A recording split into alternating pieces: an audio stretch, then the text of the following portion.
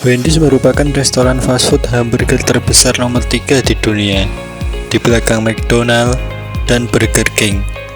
Gadis berambut merah yang tersenyum menjadi salah satu logo makanan cepat saji paling ikonik dan terkenal di dunia. Bagaimana histori tentang Wendy's?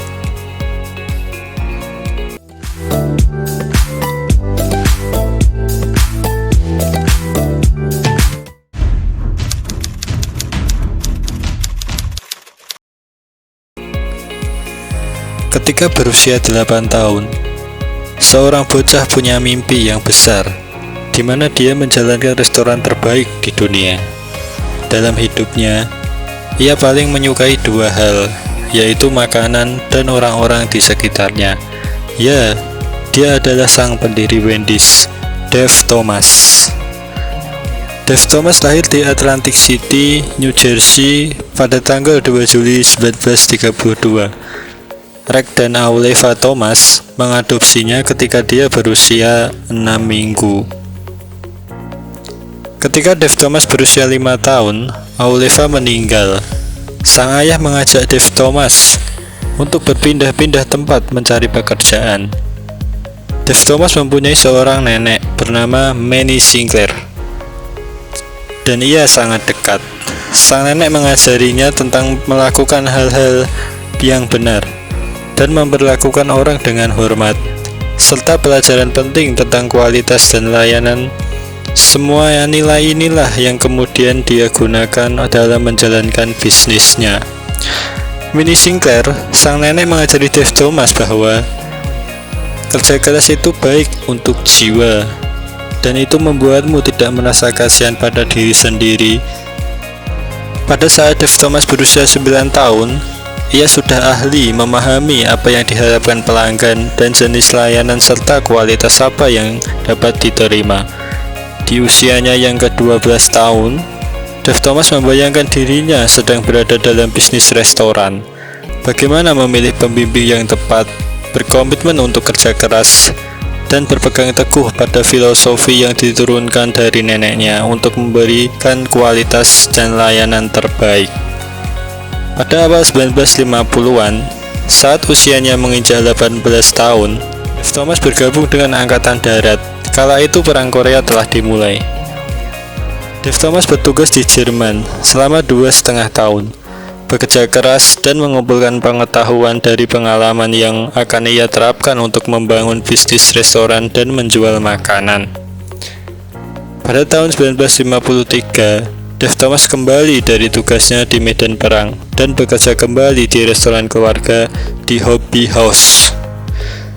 Seorang pelayan baru restoran bernama Lorraine Baskir menarik perhatiannya dan mereka menikah pada tahun 1954. Dave Thomas juga bertemu dengan Kolonel Sanders, sang founder KFC, dan salah satu mentornya Bill Klaus.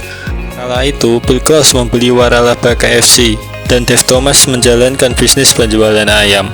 Bill Klaus menawarkan kesempatan kepada Dave Thomas untuk menghidupkan kembali 4 produk yang kurang berkembang dari KFC di Columbus, Ohio.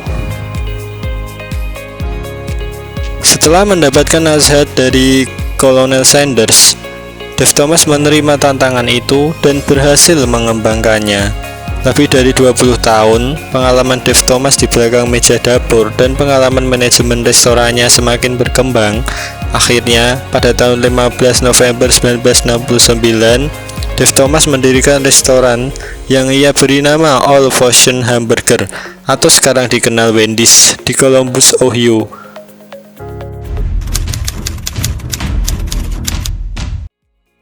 Saat akan memberi nama, dia mencoba semua nama anak kelimanya, dan pilihannya jatuh kepada nama panggilan untuk putrinya Melinda Thomas atau Wendy. Melinda atau Wendy masih belia, dia baru kelas 3 SD.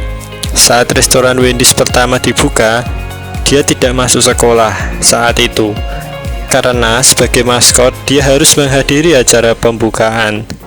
Ibunya menjahit sendiri baju garis-garis putih dan biru serta membantu dia mengikat rambutnya. Wendy lalu duduk selama hampir 6 jam untuk dipotret oleh wartawan, dan hingga kini Wendy telah memiliki 6.700 gerai di seluruh dunia.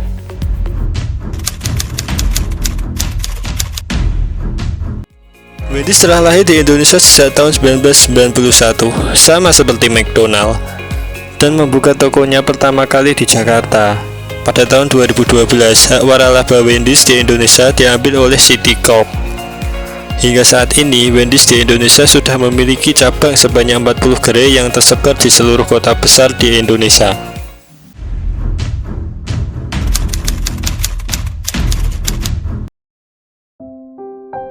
Pada akhirnya, Dave Thomas menghembuskan nafas terakhir pada Januari 2002 pada usia 69 tahun karena kanker liver.